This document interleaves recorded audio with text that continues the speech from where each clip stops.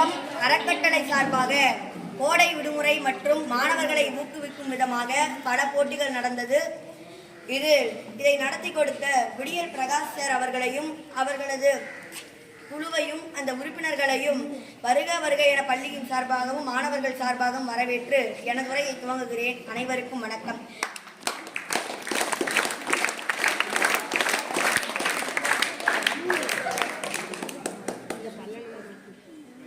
பொங்குமலை சாரலிலே குளிர் நிலவு தென்றலிலே தங்க மலர் தான் பறித்து நன்னை தமிழுக்கு சூட்டிவிட்டு எனதுரையை துவங்குகிறேன். தாருங்கள் தங்கள் செவிகளை. நான் பேச எடுத்துக்கொண்ட தலைப்பு சுற்றுச்சூழல் பாதுகாப்பு. இயற்கையின் தலையில் சுத்தியால்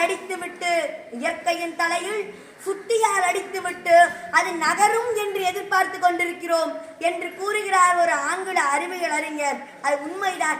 நீர் மாசுபாடு, நில மாசுபாடு, காற்று மாசுபாடு என அனைத்தையும் மாசுபடுத்தி இந்த சமூகத்தையே சீரழித்து வருகிறோம். ஓர் உண்மையை சொல்லட்டுமா ஐயா? அந்த காலத்தில் எல்லாம் ஆற்றுக்கு சென்று பார்த்தால் ஆற்றில் நீர் அடை புரண்டு ஓடுகிறாம். அதே இந்த காலத்தில் ஆற்றுக்கு சென்று பார்த்தால் ஆற்றில் நீர் ஓடுகிறதோ இல்லையோ, அந்த நீரில் பிளாஸ்டிக் காகிதங்கள் அதிகமாக மிதந்து கொண்டிருக்கிறது. இன்னொன்று என்னவென்றால், அந்த காலத்தில் எல்லாம் ஆற்றில் மீன்கள் மிகவும் அதிகமாக நீந்தின. ஆனால் இந்த காலத்தில் சென்று பாருங்கள், மீன்களும் தான் இருக்கிறது. மீன்களை விட அதிகமாக பிளாஸ்டிக் பாட்டில்கள் தான் நீந்தி கொண்டிருக்கிறது. தண்ணீர் இல்லை எனில் 1000 அடி தோண்டி கிணறு வெட்ட தெரிந்த ஓர் மனிதனுக்கு 1 அடி தோண்டி மரம் நட்டாலே மழை நீர் தானாக வரும் என்று தெரியவில்லை என்பது எமக்கு மிகவும் வேதனையாக உள்ளது. ஓர் மனிதன் செய்யும் சிறு தவறுதான் பெரிய தவறாக வந்து நிற்கிறது. அதுபோல்தான் யூபியில் ஒரு நாள் கங்கை ஆற்றில் 75க்கும் மேற்பட்ட கணக்கான நெய்களை விழா என்ற பெயரில் கங்கையில் கொட்டினர். ஆனால் அதனுடைய விளைவு கங்கை நதி மாசுபட்டு அதில் வாழும் உயிரினங்கள் மாசுபட்டு எண்ணற்ற மீன்கள் செத்து போனன. இதுவே பெரிய அழிவாக இருக்கிறதே.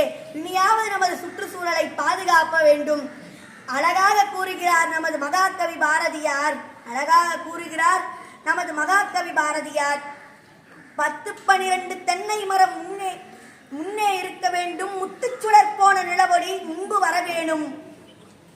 காண கருங்குயினோசை என்றோ என்று என் காதில் கேட்க வேண்டும் என்றெல்லாம் மகாகவி பாரதி கூறுகிறார். இதுபோல் இனியாவது நமது சுற்றுச்சூழலை நாம் பாதுகாக்க வேண்டும் என்று கூறி எனது உரையை முடித்துக் கொள்கிறேன். வாய்ப்பளித்த அனைவருக்கும் நன்றி கூறி விடைபெறுகிறேன். நன்றி, வணக்கம்.